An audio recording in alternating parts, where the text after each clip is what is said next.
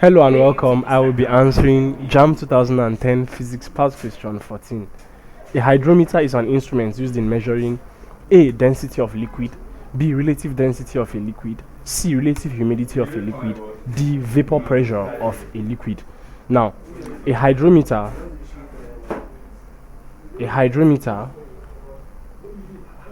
is what we are looking at here, and it is an instrument used for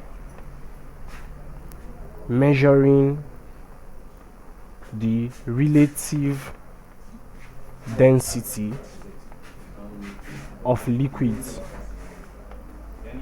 based on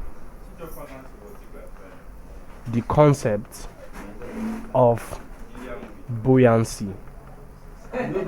So basically what happens is that the hydrometer is placed in whatsoever liquid in which you are trying to measure the relative density, and the hydrometer is graduated. So what happens is that the hydrometer is observed until it becomes stable or buoyant in the liquid in which it is placed, and then the reading is taken from the graduated scale on the hydrometer.